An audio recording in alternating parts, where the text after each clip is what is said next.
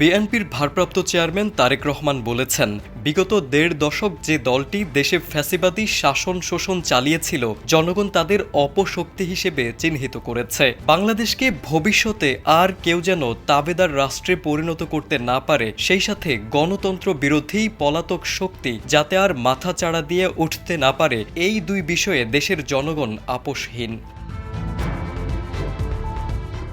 শনিবার রাজধানীর গুলশানে বিএনপি চেয়ারপারসনের রাজনৈতিক কার্যালয়ে এক অনুষ্ঠানে এসব কথা বলেন বিএনপির এই ভারপ্রাপ্ত চেয়ারম্যান। তারেক রহমান বলেন, একজন রাজনৈতিক কর্মী হিসেবে আমি এটি উপলব্ধি করি। বিএনপি সহ দেশের প্রতিটি রাজনৈতিক দল জনগণের এই দুই দাবির সঙ্গে সম্পূর্ণ একমত।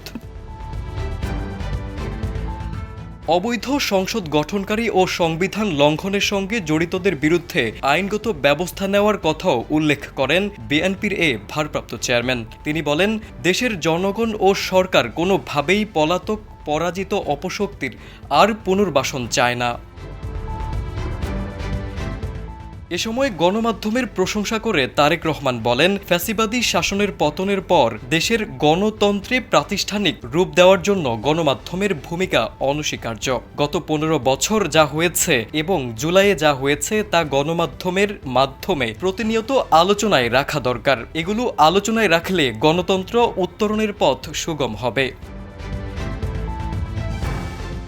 রাষ্ট্র পরিচালনার সুযোগ পেলে কি করবেন সে বিষয়েও তুলে ধরেন বিএনপির অভিভাবক। তিনি বলেন, জনগণের ভোটে ক্ষমতায় গেলে ফ্যাসিবাদী শাসনামলে ঘটে যাওয়া ধর্মীয় সংখ্যালঘুদের ঘরবাড়ি এবং উপাসনালয়ে হামলার নেপথ্যের কারণ খুঁজে বের করবেন। সেই সাথে তদন্ত কমিশন গঠনের পরিকল্পনাও জানান তিনি।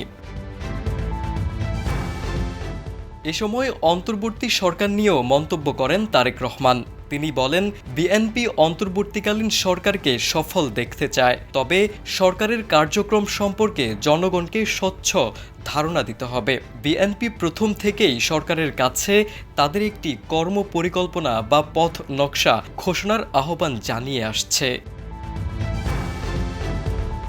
তারেক আজিজ, সময়ের আলো।